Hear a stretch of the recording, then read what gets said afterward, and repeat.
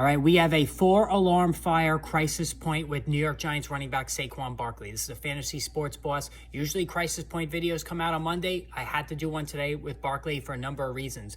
All right, before I go any further, hit the subscribe, hit the notification button, live stream later on today at 5 o'clock. Now, if in terms of Barkley, going back a couple of weeks against the Houston Texans, I made note of my extreme concern about Barkley carrying the ball 35 times while he did put up 152 yards, which was a swell game against the Texans on November 13th.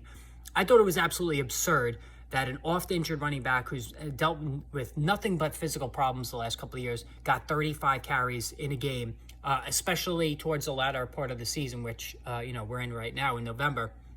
I thought Brian Daboll made a big error doing that.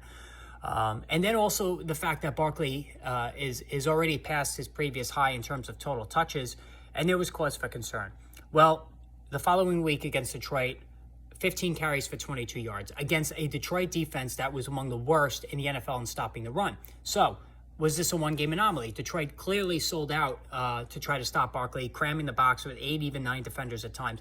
But I did say after that game last week that Barkley, the rest of the way, I have major concerns because this is a copycat league. Opposing defenses do not respect the Giants passing game, nor should they, because they're playing with a bunch of like third, even fourth string guys.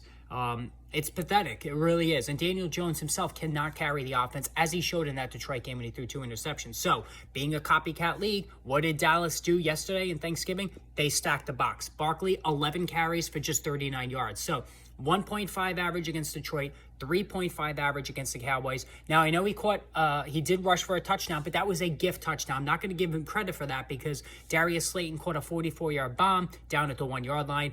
Asking any running back to gain 1 yard to get into the end zone, I'm not going to go crazy about that.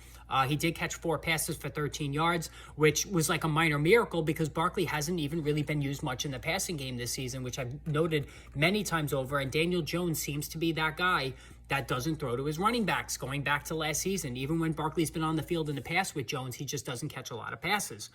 So now, here we are, late November, the Giants are spiraling. And now they're going to be playing a Washington Commanders team that has a very strong defensive line. A lot of big names, a lot of early round draft picks on that defensive line. And so what's going to happen? They're going to stack the box. So if you're a Saquon Barkley fantasy football owner, I'd be concerned. I didn't even mention the fact that 3/5 of the Giants offensive line yesterday against Dallas were backups, even third string guys. All right. And Andrew Thomas, the left tackle, was playing sick. He gave up 2 sacks to Micah Parsons. And Thomas has been the number 1 tackle in football this season by a large margin, according to Pro Football Focus. So, again, it's a copycat league. Barkley is in trouble in terms of having to navigate with these stack boxes on every single snap. Even Brian Daboll, you could tell with his play calling, toward the latter part of the game, he's given carries to Matt Breida. He's given, carries to Gainwell, the third string back there. So, we are at a point now in the season where Barkley has gone past his previous high in touches. He could be tired. He could be, using that bounce term from the Houston game. The physical toll the season's taking on him is starting to show up. And I didn't even mention the fact that he's dealing with a shoulder injury. He's been battling a shoulder problem for the last 6 games. So this just recently came out as well, that Barkley is also not 100% physically. So not 100% physically, weekly stack boxes, not used much in the passing game, and possibly fatigued with an offensive line that has 3/5 of their starters out injured. Not a good recipe the rest of the season. I'm very concerned. If you are a Barkley owner, it's been a fun ride up to this point. But the fantasy playoffs may not be kind. All right, so again, hit that subscribe, hit that notification button. More videos on the way.